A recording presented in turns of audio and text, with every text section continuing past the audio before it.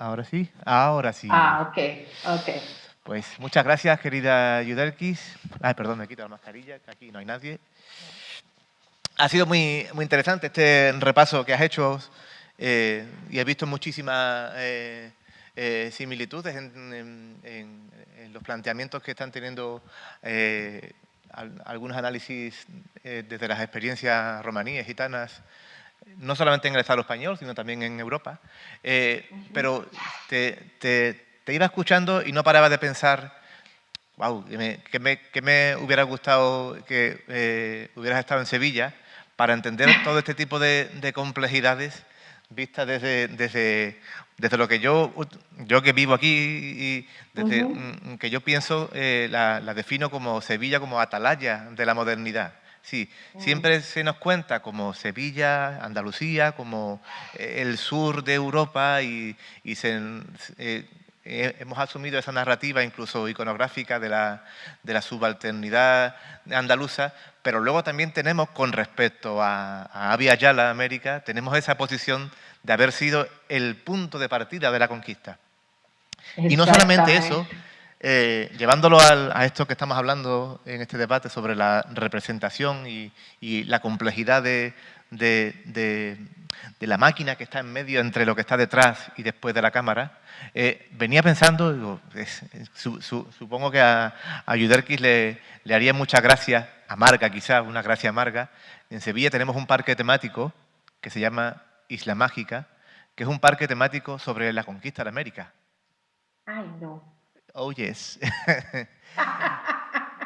Entonces, Yo estuve en Sevilla una sola vez y solamente estuve en la zona antigua, entonces pues, no sabía. Oh my God. te lo traigo porque, claro, porque parece como, o sea, este campus lo hemos traído con el objetivo de iniciar un debate, que esto es un camino a largo plazo, que, eh, que reúne a instituciones, pero sobre todo a ciudadanos que tienen interés en cuestionar este tipo de narrativas continuamente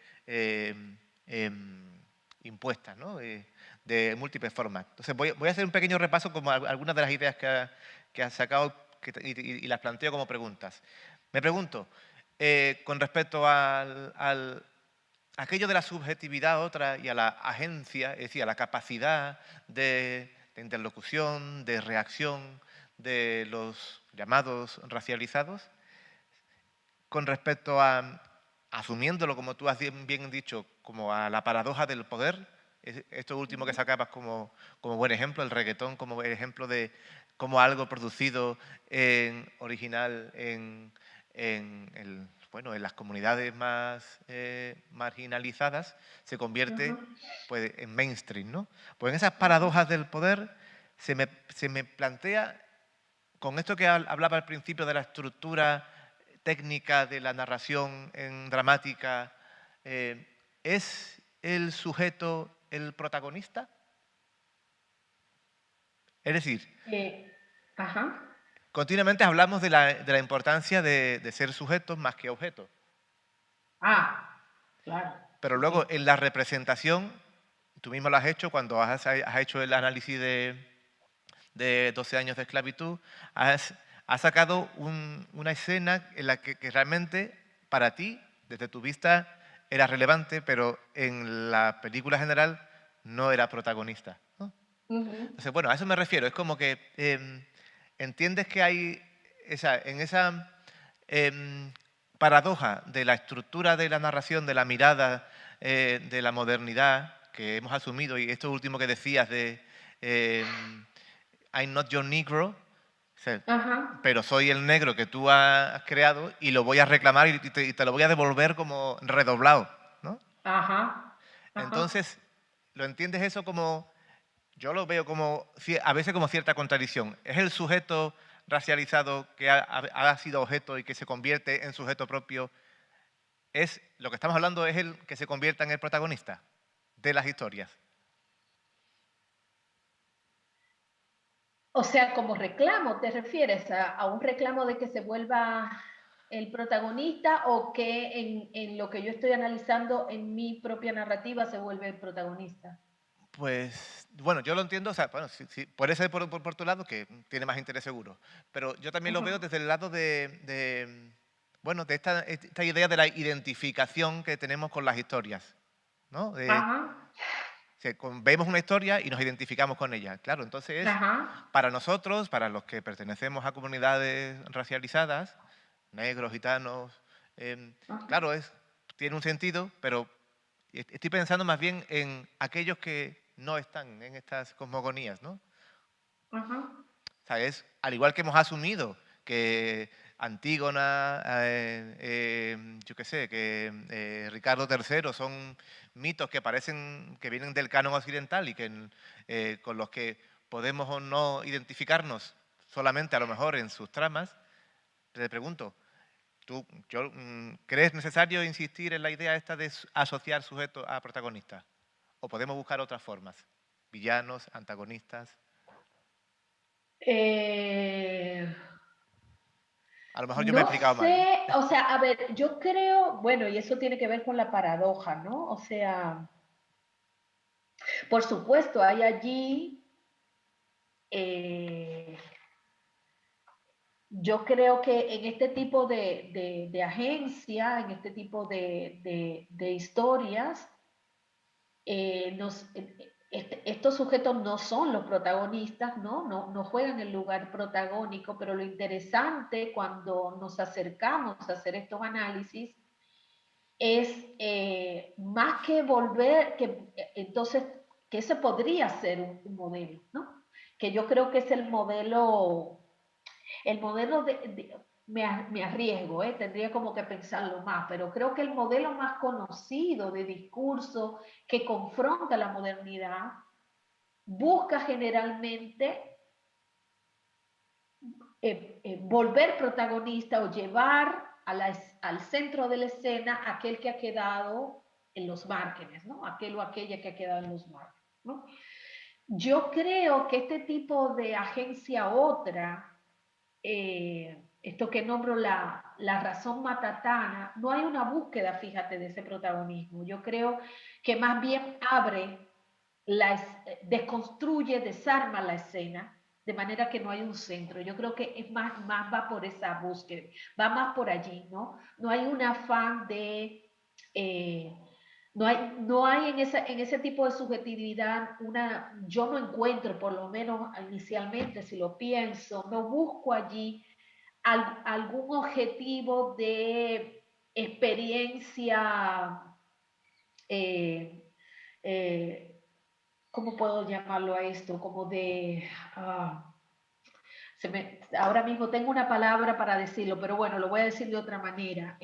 Pero no veo allí una búsqueda de protagonismo, veo simplemente gentes, generalmente pienso que están unidas a una red, ¿no? De vida, ¿no? Es más colectivo. Y me llegan las palabras, por ejemplo, de Aura Cumes cuando a ella le invitan a hablar en un espacio. Aura Cumes es una mujer de origen maya quiché, que es de Guatemala. Su comunidad quedó dentro de los márgenes de la Guatemala independiente como Estado-nación. Y ella la invitan a escribir a un suplemento feminista que se llama El Cuarto Propio, ¿no? Y ella señala, yo no estoy buscando la trascendencia, esa es la palabra. Yo no ando buscando trascendencia.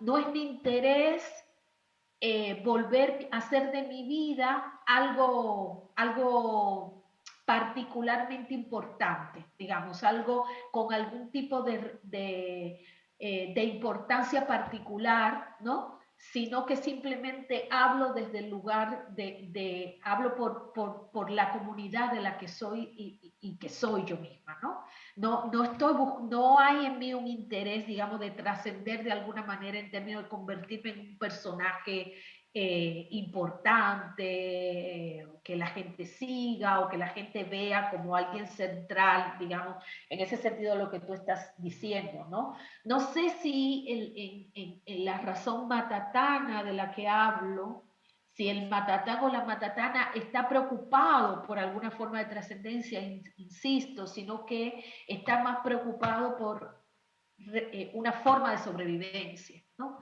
Está buscando una forma de reafirmación de su existencia, ¿no? Y esa forma de reafirmación de la existencia no procura necesariamente un protagonismo. Eso te podría decir así Pues sí, en sí. primera instancia, Pues ¿sí? sí, sí, me sirve, me aclara. Tengo muchas preguntas, pero me gustaría, con el poco tiempo que tenemos, si alguna persona de los estudiantes o del... Bueno, para terminar, así como para seguir con el repaso breve de lo que planteabas, pensaba también, hay un libro de un investigador sobre flamenco, José Luis Navarro, que se llama Semillas de ébano, que hace una reconstrucción de los bailes de negros en Sevilla, Andalucía, o realmente casi en el espacio ibérico, ¿no? Y es muy interesante esto que planteabas también bueno, de cómo el foco de atención va cambiando, va modelando, y lo que se percibe como propio también es como que también cambia. Es decir, que el hecho de que un grupo, una comunidad sea racializada no la congela, no la deja como una comunidad en una reserva congelada, ¿no? Entonces, Ajá, ajá. pensaba, yo cuando explico este libro, y que habla desde cómo los esclavos, las personas negras esclavizadas que son traídas a Sevilla desde el siglo XV, y cómo van en los registros de los archivos, van apareciendo sus danzas, ¿no? Entonces, la primera que aparece es la zarabanda. Y tú vas viendo, puedes ir haciendo una genealogía de estos bailes que van de ser bailes que hacen en espacios propios y van ocupando espacios teatrales, religiosos, católicos, y se van convirtiendo como que, imaginaros, de la zarabanda de los negros de Sevilla en el siglo XV, llegamos a la zaraband de Bach en Europa, ¿no? Es como que Wow, sí, se, exacto. digamos que la fortaleza o el sentido de resistencia original se dulcifica, como que se versiona a algo más amable, asequible, digerible, Exacto. ¿no? Ujú. Entonces, claro, es muy interesante plantearlo también como la idea esta de que, vale, sí, nos habéis robado las zarabandas, no importa, tenemos otra, viene otra más, Sí. ¿no? Porque lo que importa es esta idea de, sí, a mí me ha gustado esa idea que te has planteado, de decir, I'm not John Negro, bueno, lo soy, pero te lo voy a devolver cambiado. Yo Exactamente. en el mundo gitano yo lo suelo explicarlo con respecto al flamenco. Es como que, vale, hemos creado, se ha creado el campo cultural del flamenco donde los gitanos, que es una jaula, y donde los gitanos son los pájaros, ¿no? Y es como Sí. que, vale, somos los mejores cantores de la jaula del flamenco, ¿no? Ujú. Y estamos ahí y a veces la rompemos, pero somos los mejores cantores. Entonces, bueno, pues me ha parecido como que hay ciertas concomitancias, ¿no? Sí, totalmente, totalmente, ¿no? Y a mí lo que me parece, porque vengo, o sea, todavía no he escrito sobre esta idea, pero la vengo ahí, estoy ahí, taqui, o sea, lo que me parece es, o sea, hay algo mágico ahí, ¿no? O sea, es como, ok, soy, tú me produces una imaginería, produces una representación de mí, yo voy a hacer, ok, o sea, intento no ser esa representación, intento no ser esa representación, pero finalmente lo termino siendo y digo, ok, Claro. aquí estoy, soy, soy, soy la mejor representación fantasmagórica de tu sueño, ¿no? Sí, sí. Hay aquí una pregunta de una de las estudiantes, Joderkis. A ver. Hola, me ha encantado la charla y la verdad es que lo que me gustaría preguntar ¿es imprescindible para la lucha descolonizadora, es decir, para subvertir o cambiar la imagen impuesta desde la colonización, las mismas herramientas y las mismas armas? Porque me da la impresión de lo que estabas diciendo es, oye, tenemos esta imagen, tenemos estas herramientas y estas armas que nos habéis dado.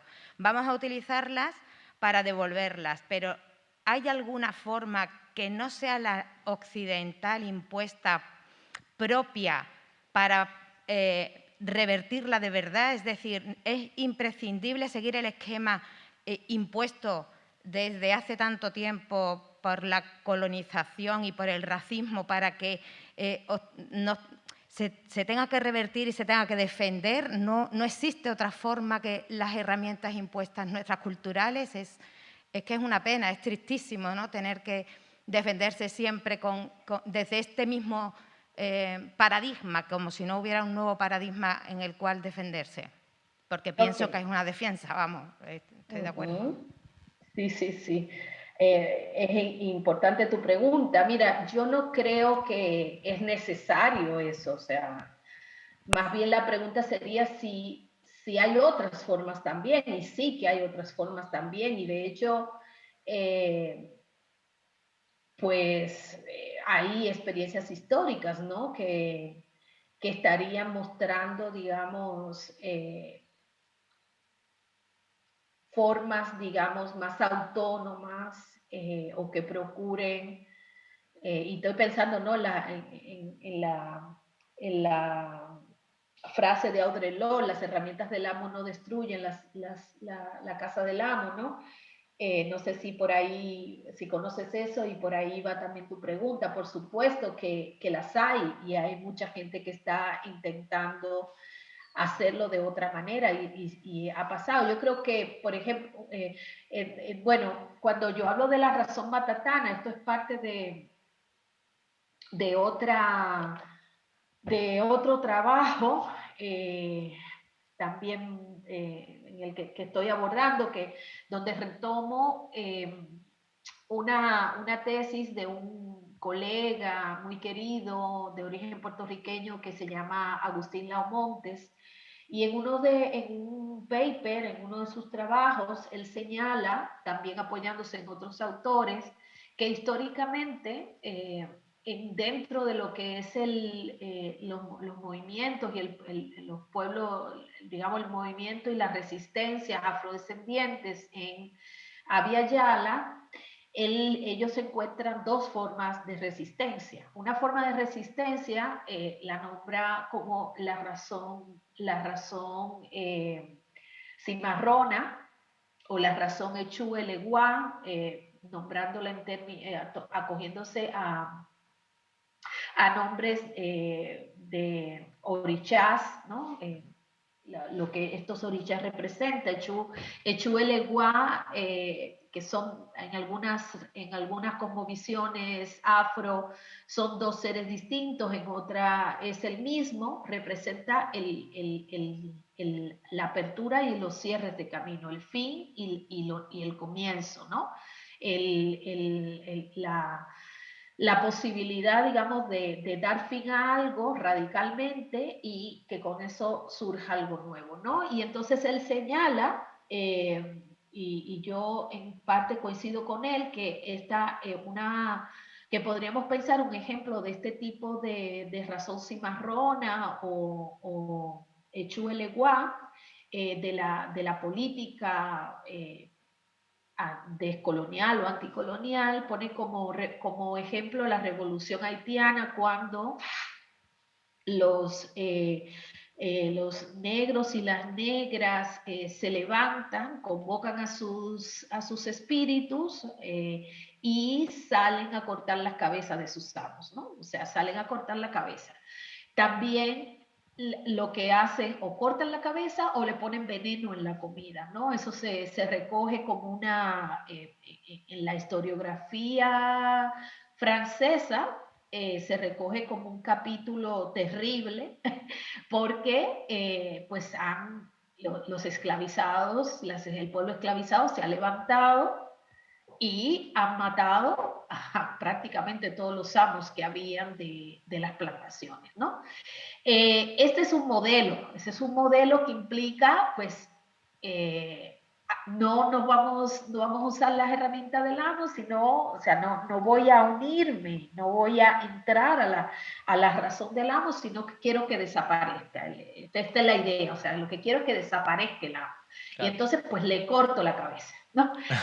el tema ahí es que yo me pregunto sobre eso, si con cortar la cabeza físicamente se corta simbólicamente, ¿no? Porque en esa racionalidad, de todas maneras, y por eso empecé con todo el tema de la subjetividad, ya estamos conformados, ya somos productos también de la razón moderna, o sea, ya estamos pasados, una gran parte de nosotros ya hemos pasado, y sobre todo los esclavizados, ¿no? Los afrodescendientes esclavizados. Entonces, sí hay modelos, podríamos buscar a través de la historia, digamos, el modelo revolucionario se supone que busca eso también, ¿no? O sea, acabo con el modelo antiguo para empezar uno nuevo. La verdad es que pues ha tenido, yo también he sido y soy partidaria de este tipo de modelo de lucha, pero yo creo a esta altura que los dos modelos conviven en realidad, ¿no? O sea que hay momentos en que podemos hacer esto,